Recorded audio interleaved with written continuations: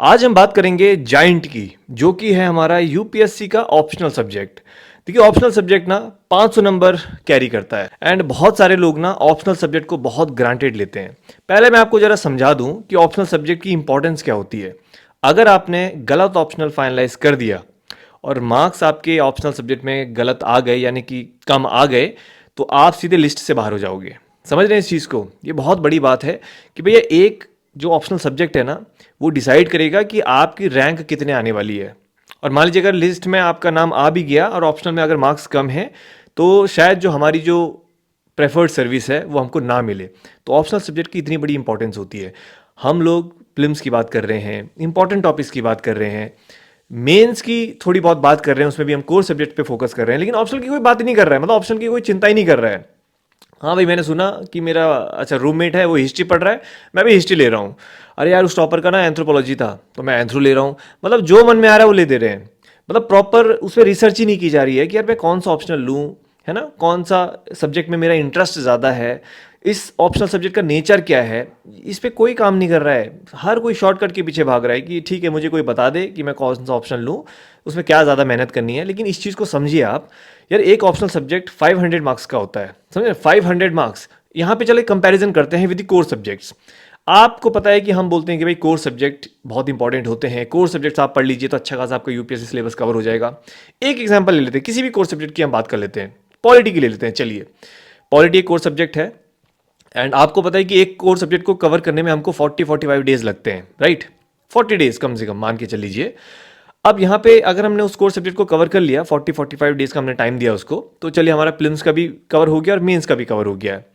लेकिन यही आप सोचिए कि मेंस में कितना वेटेज है उस कोर सब्जेक्ट का। एग्जाम्पल लेते हैं मॉडर्न हिस्ट्री। भाई कितने क्वेश्चन आएंगे मेंस में? मेंस जो जीएस पेपर 1 है उसमें आपके 20 क्वेश्चन होते हैं, मुश्किल से 3-4 क्वेश्चन फ्रॉम मॉडर्न हिस्ट्री, जिसको हम 30-35 डेज दे रहे हैं।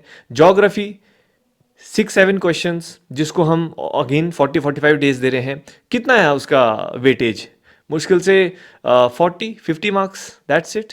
50-60 मार्क्स। पॉलिटी की बात करते हैं, जीएस पेपर 2, जीएस में कितने क्वेश्चन आए? पॉलिटी थोड़ी आ रहा है पूरे जीएस 2 में, आईआर है, सोशल जस्टिस है, गवर्नेंस है। सिर्फ पॉलिटी की हम कोर सब्जेक्ट की बात करते हैं, कितने क्वेश्चन आ रहे हैं उससे?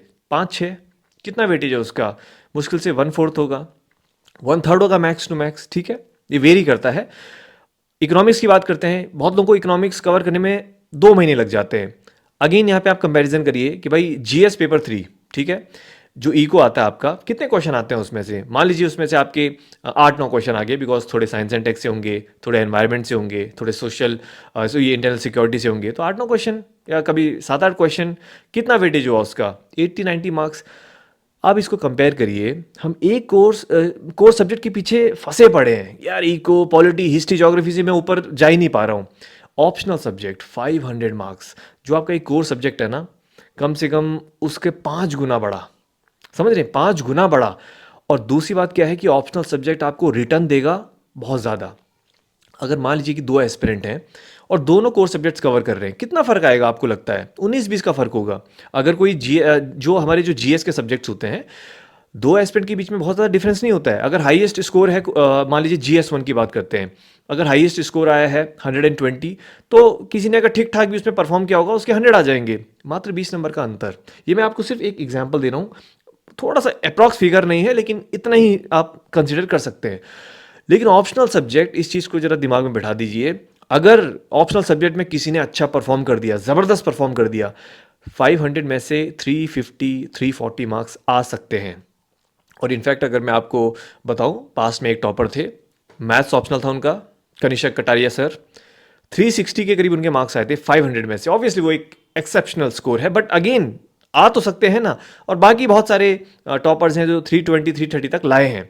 लेकिन अगर ऑप्शनल में आपने अच्छा स्कोर नहीं किया, तो 200 नंबर लाना मुश्किल हो जाएगा। यहाँ पे जो रेंज है ना, वो 100 मार्क्स का है, 100-120 मार्क्स, जो कि आपको या तो रैंक 1 भी दिला सकता है, या तो सीधे सीधे लिस्ट से बाहर आपको कर सकता है। तो ऑप्शनल को हल्के में क्यों लेते हो? तो ऑप्शनल को हल्के में मत लीजिए।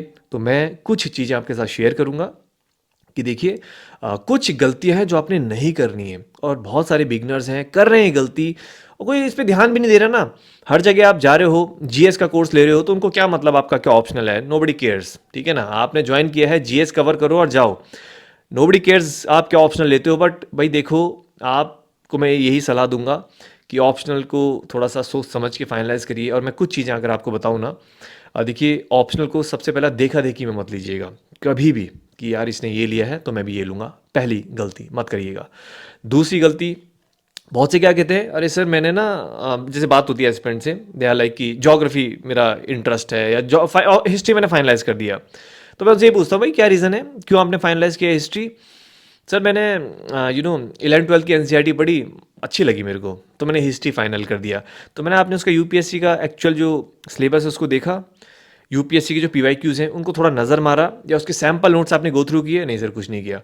तो यार how can you finalise an optional subject which is so giant and which carries huge marks just on the basis of basic books? तो आपको थोड़ा सा रिसर्च तो करना पड़ेगा ना। मतलब आप इतना कैजुअल हो अपने एग्जाम के लिए। 500 marks, that is almost 1/3 of your mains. 1750 के आपका जो मेंस का फाइनल स्कोर होता है, ठीक है, जिसमें से 500 मार्क्स अलोन ऑप्शनल आपका कैरी कर रहा है। 1/3 को आप जस्ट लाइक दैट ही फाइनलाइज कर रहे हो, तो फिर कैसे आप आगे अच्छे स्कोर तक पहुंच पाएंगे? तो टाइम दीजिए। तो एक चीज़ मैं आपको रिकमेंड करूंगा, बस इसको कर लीजिएगा। अगर ये आपने कर लिया और इसमें अगर आप सेटिस्फाइड हैं, तो ही अपने ऑप्शनल में आप प्रोसीड करिएगा। तो सिर्फ एक चीज़ मैं आपको बोलूँगा, वो ये है कि जो भी ऑप्शन आप सोच रहे हो कि मुझे सोशियोलॉजी लेना है या एंथ्रो लेना है, मैं आपको कुछ अच्छे ऑप्शनल भी सजेस्ट करूंगा थोड़ी देर में, डोंट वरी। अगर आप किसी भी ऑप्शनल में आपको इंटरेस्ट आता है कि यार ज्योग्राफी लेना चाह रहा हूँ मैं, या फिर हिस्ट्री लेना चाह रहा हूँ, कुछ नहीं करना, आपने दो काम करने हैं। उसका सिलेबस डाउनलोड कर लीजिए, हमारी वेबसाइट पे भी डाल रखा है, ठीक है। उसका सिलेबस आप डाउनलोड कर लीजिए। और क्या करना है ना, आपने गूगल पे जाइए, जो भी आपका ऑप्शनल है, फॉर एग्जाम्पल सोशियोलॉजी, आप इतना टाइप कर दो, sociology notes for UPSC optional, आपको बहुत सारे टॉपर के नोट्स मिल जाएंगे, कोचिंग के नोट्स भी मिल जाएंगे वहाँ पे। फिर यही चीज़ आप यूट्यूब पे भी टाइप कर लेना, for example sociology optional lectures, या फिर sociology video lectures for UPSC. वहाँ पे भी बहुत सारे चैनल होंगे जिन्होंने वीडियो लेक्चर्स डाल रखे हैं। आपने क्या करना है ना, सिलेबस में से रैंडम टॉपिक्स, या फिर कह सकते हैं कि कुछ रैंडम वीडियोस को या रैंडम टॉपिक्स को आप रीड करिए, गो थ्रू करिए। ये टाइम टेकिंग प्रोसेस है, it can take 10 to 15 days, है ना। तो टाइम दीजिए ना इस चीज़ को, क्या दिक्कत है? अभी अगर आप अपने 10-15 दिन दे दोगे तो आपके महीनों बच जाएंगे। पता चला आपने गलत ऑप्शनल चूज कर लिया और आप उसे 2-3 महीने पढ़ रहे हो, और फिर 3 महीने बाद रियलाइजेशन हो रहा है कि यार ये तो गलती कर दी मैंने इसको लेके, और पता चला कोचिंग भी ले ली उसकी, तो पैसे भी बर्बाद, टाइम भी बर्बाद, और ऊपर से साइकोलॉजी की भी धज्जियां उड़ गई। समझ रहे हैं? ये गलती नहीं करनी है। तो वही मैं कहता हूँ कि जो पेशेंस के साथ आगे बढ़ेगा ना, स्टेप बाय स्टेप आगे बढ़ेगा, उसको दिक्कत नहीं होगी। और जो जल्दबाजी करेगा कि यार बस फैसला ऑन द स्पॉट होना चाहिए, है ना, आज ही मैं ऑप्शन फाइनलाइज करूंगा, दैट्स इट, तो फिर दिक्कत हो जाएगी। तो सैम्पल नोट्स को रीड करिए, देखिए, जानिए मेरा इंटरेस्ट क्या है। वैसे तो आपको पता होगा आपका इंटरेस्ट क्या है, लेकिन ऑप्शनल क्या होता है ना, मास्टर्स लेवल का होता है। मैं समझता हूँ मास्टर से भी थोड़ा सा टफ लेवल का होता है, ठीक है। तो ऑप्शनल को हल्के में नहीं लेना है। तो सैम्पल नोट्स जब आप पढ़ेंगे तो आपको लगेगा कि यार ये ना सब्जेक्ट में इंटरेस्ट तो बन रहा है, मेरा मज़ा आ रहा है पढ़ने में, चलो और मैं इसके सैम्पल नोट्स पढ़ लेता हूँ। हाँ यार, ये सब्जेक्ट में मज़ा आ रहा है पढ़ने में, तो चलो मैं इसको फाइनलाइज करता हूँ, है ना। जब आप टाइम देंगे सब्जेक्ट को, तब जाके तो चीज़ें समझ में आएंगी। बहुत से लोग जल्दबाजी कर देते हैं कि यार ठीक है ये ले लेते हैं चलो। बहुत से लोग सोचने पे लगे रहते हैं, मतलब बहुत सारे लोग गलती ये भी करते हैं, महीनों हो जाते हैं वो अभी सोच रहे हैं कि मैं ये लूँ कि वो लूँ, मैं पबएड लूँ या पीएसआईआर लूँ। मैं कहता हूँ यार, इतने जितना आप 2-3 महीने सोच रहे हो, जितना टाइम आपने 2-3 महीने बर्बाद कर दिया एक ऑप्शनल को सोचने में, उतने में अगर आपने एक ऑप्शनल फाइनलाइज कर दिया होता तो उसका तो आधा सिलेबस वैसे ही कवर हो चुका होता। ये छोटी छोटी चीज़ें हैं जो हमको रोक देती हैं एग्ज़ाम क्लियर करने से।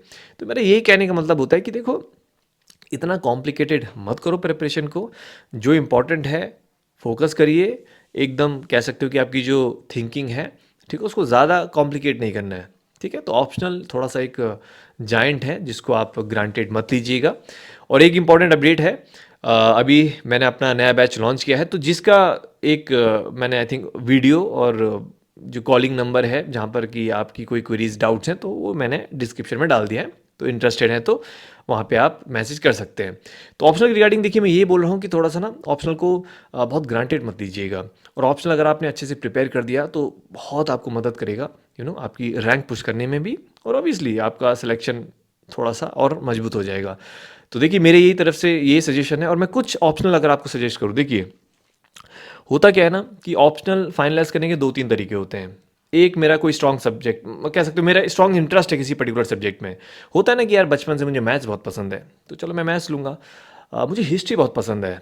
मैं कुछ भी कर रहा हूँ चाहे, लेकिन हिस्ट्री मेरा भाई बचपन से एकदम पसंदीदा सब्जेक्ट रहा है। वो एक्सेप्शन है। अगर ऐसा कोई आपका इंटरेस्ट है, you can go for it, no need to think.